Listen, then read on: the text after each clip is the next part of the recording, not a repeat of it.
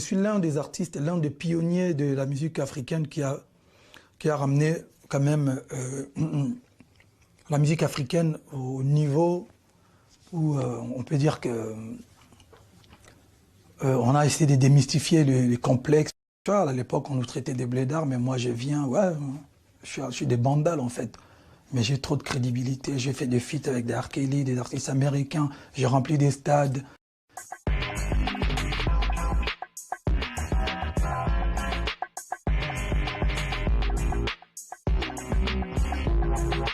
Quand j'ai fait des collaborations avec des artistes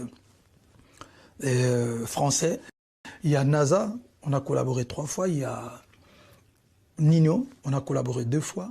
Il y a Shaizi, ma sœur congolaise. Dadju, on a collaboré 3 fois. Il y a Matt Pokora, Aya Nakamura, on a collaboré 1 fois. Il y a MHD, il y a 2 fois, on a collaboré 2 fois. Il y a Niska, Booba, on a fait un hit. Il y a Damso, ouais, le plus récent là. Le succès, c'est très très bien, mais il faut le maintenir. Enfin, la stabilité, c'est le plus important, je pense aussi. Et le respect. Il faut respecter. Moi, je ne collabore pas qu'avec des superstars. Comme je l'ai dit, à ma manière, bien sûr, j'aime collaborer avec des super artistes. C'est-à-dire que les gens qui ont un bon fond, les gens qui ont du talent, et les gens qui ont un respect pour la musique. Pour moi, la musique, c'est ma vie.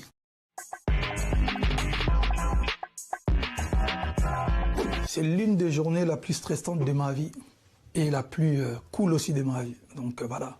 Aujourd'hui, bon, je relativise les choses, mais le 28, c'était compliqué en fait.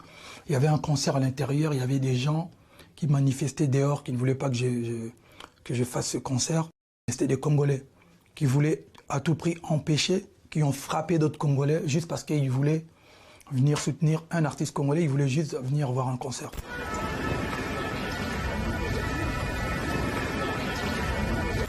Aujourd'hui, bon, pour moi, c'est une histoire ancienne. C'est l'un des meilleurs souvenirs de ma carrière aussi. Pas parce que j'ai réussi à faire le concert, non. C'est parce que aussi le public, les gens ont manifesté leur amour, leur détermination à ma modeste personne.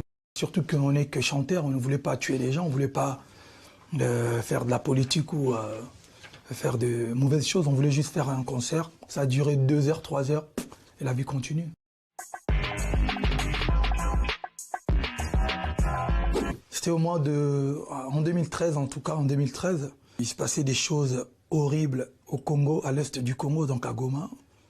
Il y avait des violences, il y avait des femmes qui se faisaient violer, des enfants qui se faisaient tuer. Donc ça m'a révolté, parce que bien avant, j'ai aidé toujours, je rendais visite dans les orphelinats, je faisais des dons, je faisais des trucs, mais ce n'était pas d'une manière officielle. Donc j'ai décidé, quand je suis rentré au Congo, j'ai décidé de créer une fondation avec mes amis. Nous sommes allés visiter l'hôpital Panzi de notre prix Nobel de la paix, Dr Denis Mukwege. Dr Mukwege, c'est, en quelque sorte, c'est la personne qui répare toutes les femmes qui ont subi des viols. C'est énorme. C'est pour ça que j'ai toujours je dis toujours, pour moi, ça doit être le Congolais le plus respecté. Donc voilà, on a écouté les histoires, des témoignages. Et quand j'ai fait mon concert des Bercy, j'ai décidé de reverser quelque chose pour encourager l'hôpital. Et on a aussi mis de l'eau potable à Kisenso. Kisenso, c'est une commune enclavée de plus de 20 000 personnes qui n'avaient pas, et qui n'ont d'ailleurs toujours pas accès à l'eau potable, parce que voilà, il y a beaucoup trop de monde, 20 000 personnes. Donc nous, avec la fondation, on a essayé de mettre un puits d'eau et puis un peu d'électricité. Et puis voilà, aujourd'hui, on est à notre peut-être 20e action, de grandes actions de la fondation.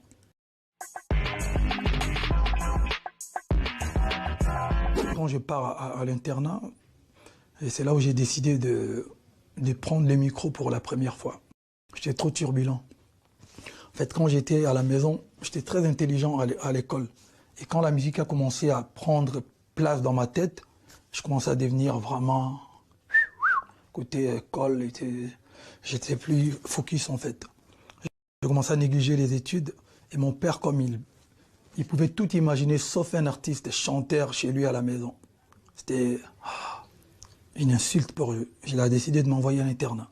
Je suis allé à l'internat et ça s'est empiré parce qu'en fait, c'est de là-bas, à l'internat, que j'ai pris le micro pour la première fois. Ma mère me soutenait, elle n'avait pas de problème. Puisqu'elle-même, elle chantait déjà à l'église, ses sœurs chantaient. Et, mes grandes-tantes, jusqu'à aujourd'hui, chantent à l'église. Donc, ma mère n'était pas contre, en fait. Elle m'a juste dit, tu prends ton bac, tu lui donnes son bac. Nous, on appelle ça examen d'État chez nous au Congo. Tu lui donnes et puis après, tu pourras continuer ta carrière. Et les jours où j'ai eu mon bac, j'ai donné direct.